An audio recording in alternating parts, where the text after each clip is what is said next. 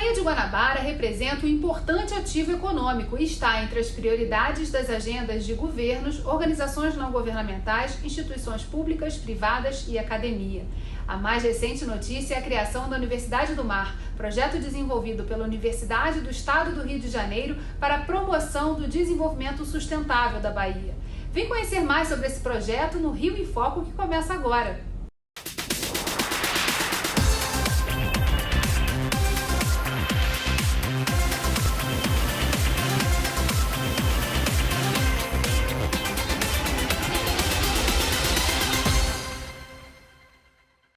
Sobre a Universidade do Mar, está aqui comigo o diretor da Faculdade de Oceanografia da UERJ, Marcos Bastos. Oi, Marcos. Boa tarde, Geisa. Boa tarde a todos. Tá? Primeiramente, agradecer o convite à Faculdade de Oceanografia da Universidade do Estado do Rio de Janeiro, para que a gente possa conversar um pouco sobre essa nova iniciativa, que é um misto de uma saga, desafio, iniciativa, que é a Universidade do Mar. A Universidade do Mar já tem um tempo aí, né, sendo gestado e discutido em várias instâncias. Conta para a gente como é que começou essa ideia. Bom, é interessante você abordar isso, porque vale muito a gente contextualizar todo esse histórico dela.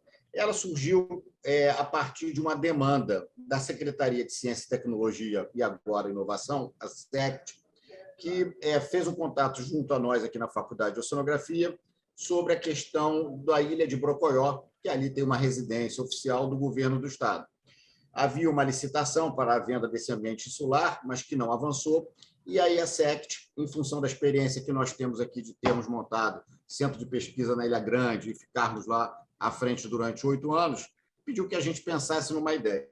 Então, no primeiro momento, a gente desenhou uma ideia para se montar um centro de monitoramento sobre vulnerabilidades ambientais e sociais. É como se funcionasse uma espécie de uma ilha sentinela, né? Então, esse foi o primeiro conjunto.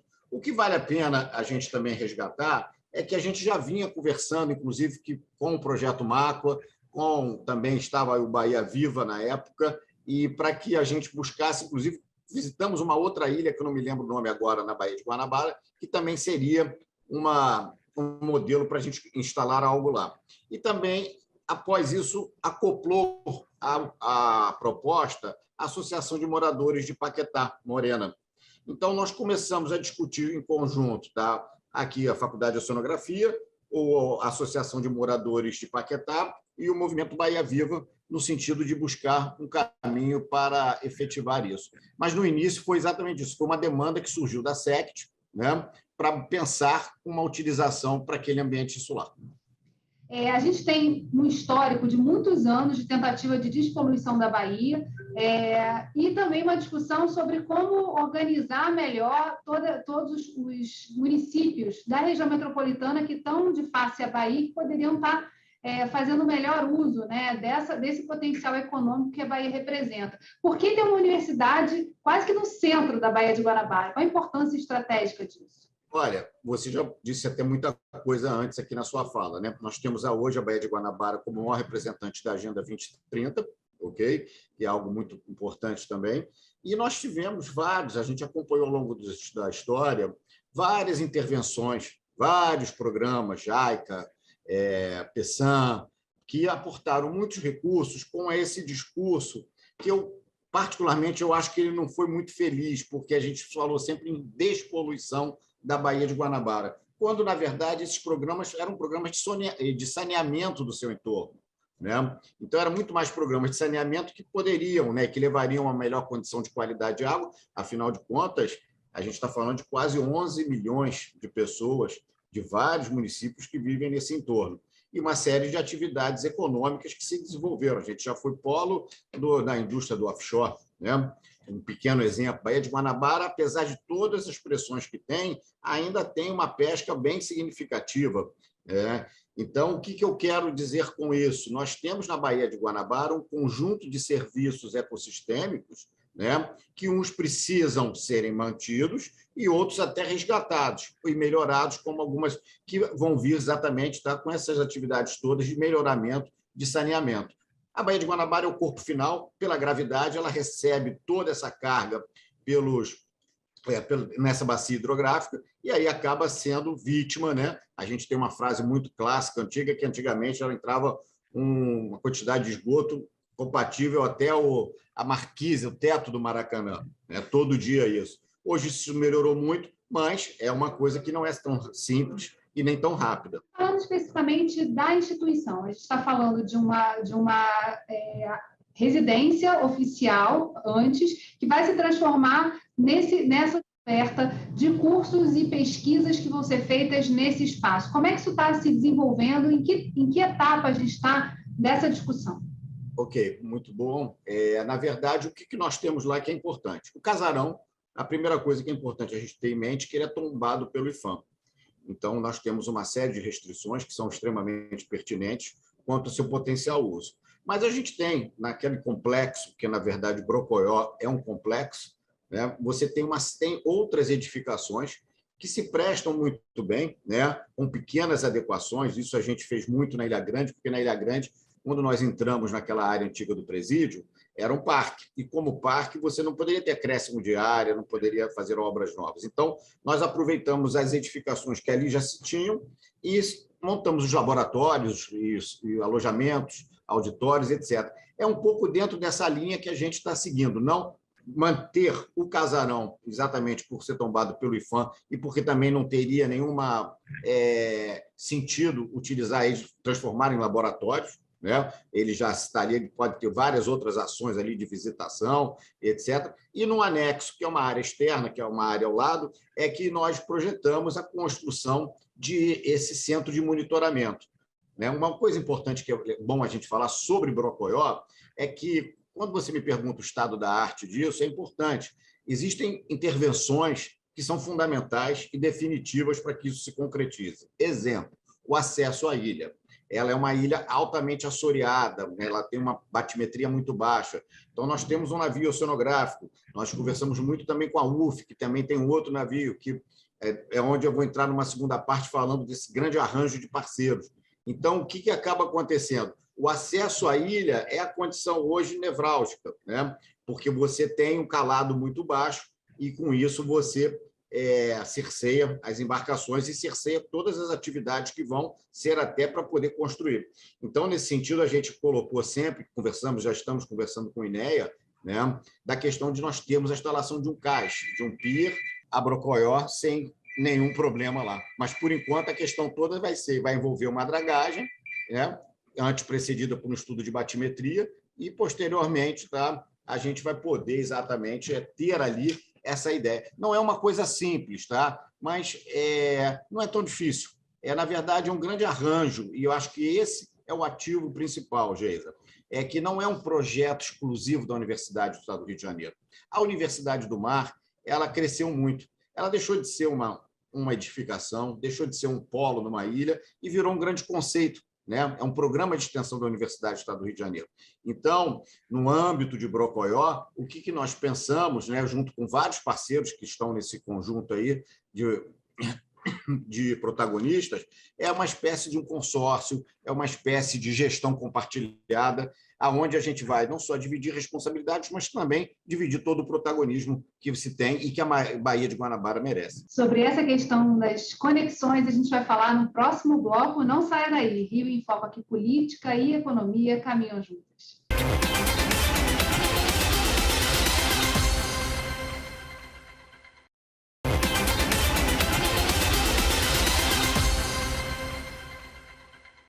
Professor, a gente estava falando no bloco anterior sobre uma concertação, um modelo bem diferente de extensão da universidade, mas que conta com a adesão de diversos parceiros. O senhor pode contar um pouquinho para a gente como é que está esse processo de diálogo com outras universidades, instituições que vão ajudar a dar a cara no que vai ser a Universidade do Mar? Esse processo culminou principalmente com essa Brocoió, né?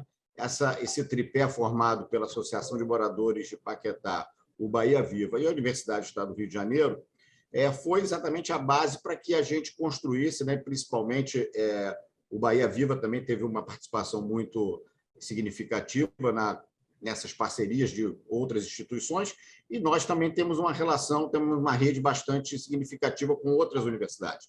Então, na verdade, a ideia toda é, primeiro, a gente fez uma primeira aproximação explicando o que seria esse contexto, a forma de gestão, e aí a gente foi pegando uma série de cartas de, por exemplo, a Marinha do Brasil, nós temos as universidades, nós temos prefeituras, secretarias de governo, todas elas imbuídas num único objetivo: Baía de Guanabara.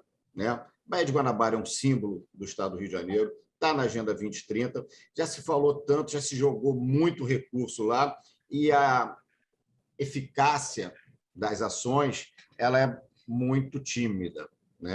Então, o que se quer pensar hoje é num modelo um pouco mais diferente, não é um campus da UERJ, mas sim um campus, não vai ser mais um dos campos que nós teríamos, mas sim um campus que vai servir a vários. O senhor citou também do navio oceanográfico da UERJ, e também a UF tem um outro navio oceanográfico, que, tendo um cais na Ilha de Brocoió, eles poderiam aportar ali e desenvolver projetos usando o espaço da Ilha de Brocoió. O senhor pode contar um pouquinho para a gente sobre o que contém esses dois navios, a importância deles estarem circulando a Baía de Guanabara para pesquisa, para inovação, e para o que pode ser criado aí a partir dessa conexão no espaço que vai estar ali no meio da Baía de Guanabara?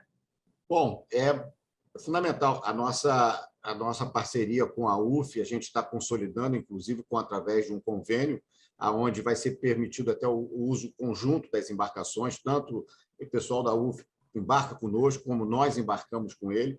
São dois navios que foram construídos no mesmo estaleiro. O navio da UF foi construído depois do nosso, mas já dentro de um contexto de uma flotilha que foi financiada pelo MEC. Foram 4 navios, um para a região norte, um para a região nordeste, sudeste e o outro para a região sul. E esses navios têm principalmente o foco com a formação de recursos humanos para os alunos de graduação.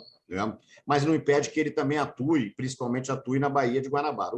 Todos esses dois navios são dotados, até o da UF, já está com um nível de equipamento, de tecnologia embarcada até bem significativa, para fazer levantamentos diversos, oceanografia física, química, todos eles fundamentais, principalmente no nosso caso, que o nosso navio tem uma pegada bem assim costeira, de trabalhar nas baías, seja Ilha Grande, seja Sepetiba, seja Guanabara e todo o contorno de costa, principalmente o quê? Gerando dado sistematizado, dado de qualidade para subsidiar as políticas públicas de gestão, ordenamento e de uso, e principalmente de conservação dos recursos e da biodiversidade. Então, essa parceria que a gente está, principalmente nesse caso específico do meio flutuante com a UF, a gente considera estratégica. Primeiro, pela nossa relação histórica de parceria com a UF, e segundo, que a gente vê um intercâmbio muito produtivo aí entre as duas instituições. O senhor falou também da Agenda 2030, da importância de olhar a Baía de Guanabara e dela estar no centro, no foco das discussões e da conferência que vai ocorrer agora em julho desse ano, que o Fórum vem acompanhando aí para e passo o desenvolvimento dessa discussão. E um ponto importante também é a gente estar na década dos oceanos, que chama de novo a atenção e o foco para ações coordenadas e principalmente de construção de governança. Essa iniciativa da Universidade do Mar vai muito nesse sentido, de reunir as instituições com enfoque no que precisa ser feito, e a Secretaria de Ciência e Tecnologia dando essa base de desenvolvimento. Quais são os passos seguintes? O senhor falou das obras de infraestrutura que precisam acontecer, da concertação de instituições que já está em curso, mas o que a gente pode prever para daqui até 2030, que vai ocorrer e que vai dar base para que a gente possa ver resultados a partir da Universidade do Mar? Eu acredito, com muitos anos que eu tenho de serviço público, que a gente caminha para uma verdadeira revolução, no bom sentido, no âmbito das ciências do mar, principalmente aqui no entendimento dos gestores públicos sobre a importância. A década dos oceanos é uma agenda global e, portanto, todos nós estamos inseridos. A gente tem visto, a gente tem sentido no dia a dia a importância, principalmente dos oceanos, e a questão de regulação climática, a questão de lixo, plástico. É muito comum a gente falar que daqui a não sei quantas décadas a gente vai ter mais plástico do que peixe no mar. É uma coisa que nos preocupa, e a Agenda 2030, ela, na verdade, o que é? Ela é a grande forma de o Rio de Janeiro se apresentar utilizando o seu maior símbolo, a Baía de Guanabara. Então, a gente tem, dentro disso, uma série de ações que vão ser feitas, né? Porque são uma série de acordos e exigências de caráter mundial, em que essa agenda ela empurra a todos. Por exemplo, agora, no dia 1º de junho, eu vou estar na Conferência em Lisboa dos Oceanos. Tá? Vai ter que é onde já vão ter avanços sobre sobre esse primeiro ano da agenda. A gente teve os problemas da pandemia e etc. Mas o que a gente entende dessa forma? É que há também um novo entendimento a nível de Estado, a nível de governo, sobre a relevância disso. Né? Então, hoje, é uma questão, nós estamos falando que essa agenda azul, né, ela é uma questão, não é só uma agenda, é uma questão de sobrevivência. E ela também tem muita influência em cima da agenda verde. Né? Então, não dá para a gente hoje ter essa coisa assim dos oceanos com aquela visão um pouco mais romântica do que se tinha. Não, é a principal via de comunicação. Não foi à toa, só para a gente terminar aqui, que o governo do Estado, dentro de uma secretaria a de Desenvolvimento, Energia e Relações Institucionais, criou o CDMAR, né? Que é um Conselho de Desenvolvimento da Economia do Mar.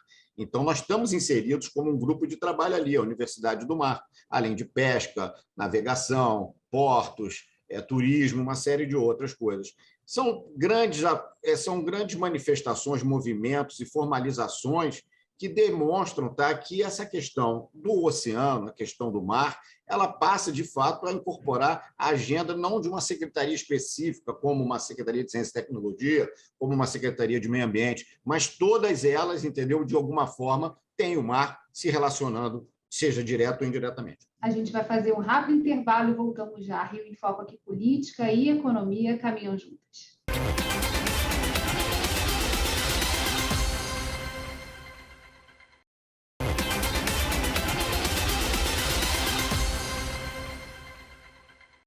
Estamos de volta com o diretor da Faculdade de Oceanografia da UERJ, Marcos Bastos, para falar sobre a Universidade do Mar, a Unimar. Professor, no poder público é muito importante a institucionalidade. Só é possível avançar se a gente consegue estabelecer um ponto de partida que hoje está na UERJ e é a Universidade do Mar. Mas a gente já vem ouvindo várias notícias de outras instituições que estão se somando e também da possibilidade de expansão da Universidade do Mar para além da ilha de Borcoió, para outros municípios. O senhor falou de Paquetá. Eu queria que o senhor falasse um pouquinho sobre essa institucionalidade, quais são as possibilidades de expansão e de parceria também com municípios que estão no entorno da Baía de Guanabara. Ok. Acho que você foi bem assertiva, porque tudo se inicia através da questão da institucionalidade.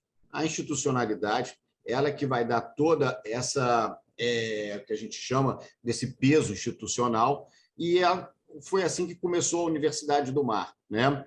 Ela foi uma orientação da SECT que ela fosse criado um programa dentro da Universidade do Estado do Rio de Janeiro, foi criado. Né? Então, o programa ele abarca vários projetos que nós temos de extensão aqui da oceanografia, como da biologia, e esse foi criado através de um ato executivo do magnífico reitor, esse programa. O que aconteceu? Nós fomos, até, de uma certa forma, até surpreendidos, né? Porque, por exemplo, o município de Maricá, né? Com que tem tido uma relação muito boa com as outras universidades, tanto com a Rural, com a Federal do Rio de Janeiro e com a Fluminense também, entre outras, e elas também, nós fomos visitados e pediram texto direto: professor, nós queremos esse programa da Universidade do Mar em Maricá. E outras coisas também, desde cursos de graduação, mas tudo isso tendo como essa locomotiva a Universidade do Mar. Né? Então, a Universidade do Mar ela é um conceito, né? Ela é um programa institucional e ela é fundamental, né? Porque ela está ancorada dentro da Universidade do Estado do Rio de Janeiro, né? E, com isso, dá segurança jurídica, dá segurança técnica, científica para todos os parceiros que buscam construir conosco essa relação. Então, hoje nós temos o Polo Brocoió, que foi eu diria que foi a cabeça de ponte da Universidade do Mar.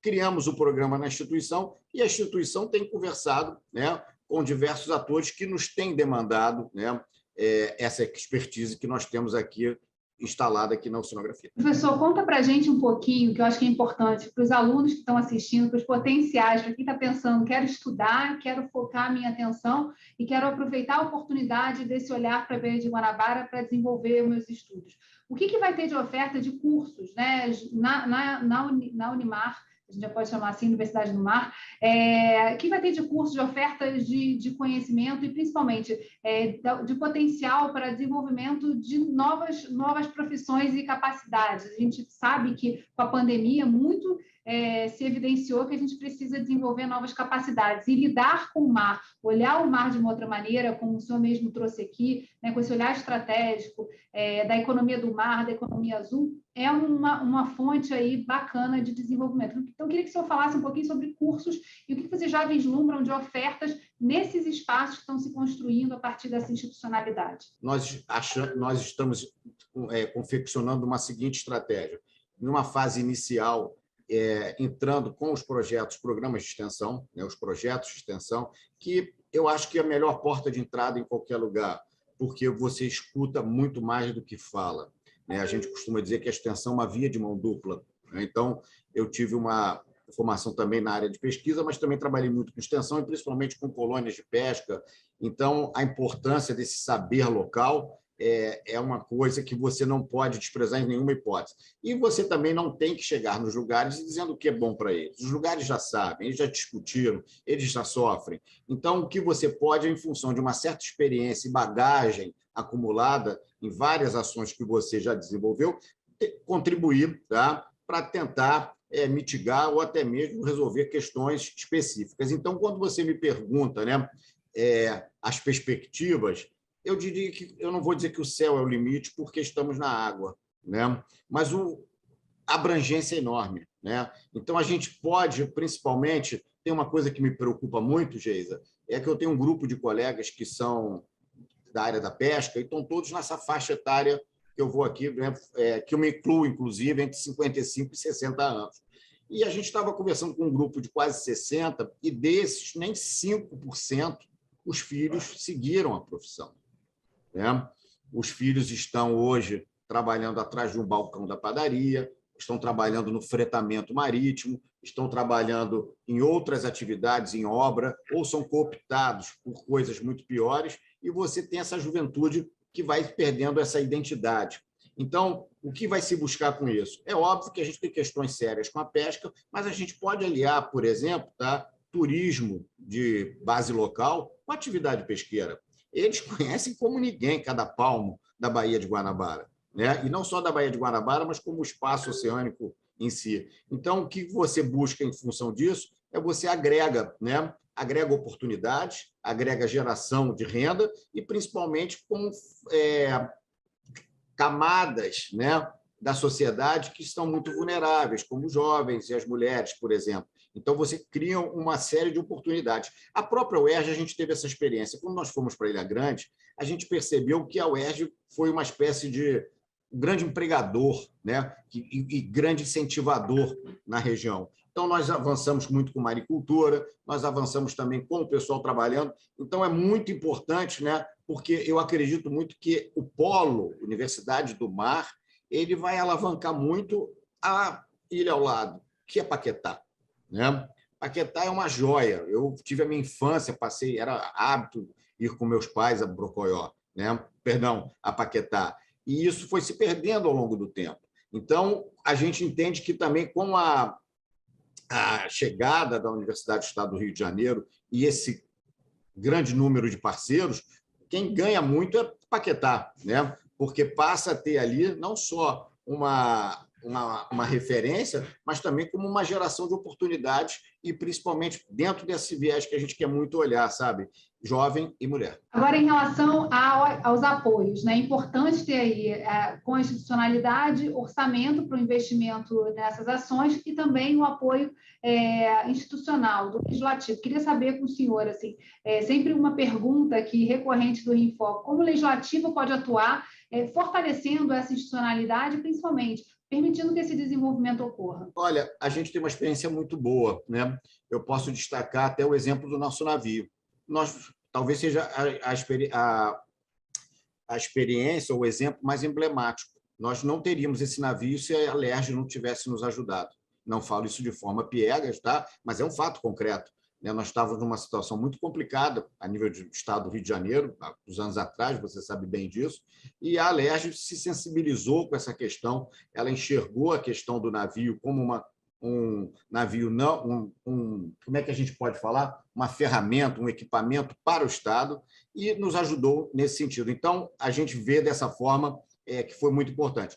O grande arranjo, acho que essa pergunta que ainda não te respondi, é essa pergunta: quem assina o cheque? Né? Essa é uma grande pergunta que a gente tem feito e por isso que a gente tem buscado, dentro desse arranjo, né, e desse modelo de um consórcio, que a gente ainda está numa fase um pouco embrionária, com empresas também participando, as empresas que atuam na Baía de Guanabara, né? Você tem muitas empresas no ramo de transporte, petróleo e gás. Então, elas também vão ser convidadas, estão sendo convidadas a participar, e junto com as outras universidades. Então, a gente não está tendo...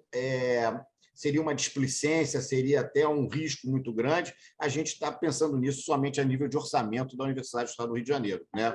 Seria um erro primário. Por isso que a gente está construindo, talvez possa até levar um pouco mais tempo, mas ela vai, quando sair, ela vai sair com uma base muito mais sólida em termos de sustentabilidade. Professor Marcos Bastos, obrigada pela sua disponibilidade de vir contar um pouco mais sobre a Unimar aqui no Rio em Foco, e eu espero, daqui a alguns anos, saber os desdobramentos e a gente poder documentar todo esse avanço que a gente conseguiu ver a partir desde o seu nascedouro até agora e de todas as possibilidades que estão se abrindo com a discussão e adesão de instituições, da sociedade civil organizada e dessa concertação de universidades, que é uma potência que o Rio tem, que a gente precisa ver se multiplicar em ações. Para você que acompanha a gente até agora, só lembrar que esse conteúdo também está em formato de podcast. É só procurar nas plataformas de áudio pelo podcast Quero Discutir o Meu Estado. TV Alerj, o canal do Povo. Até a próxima.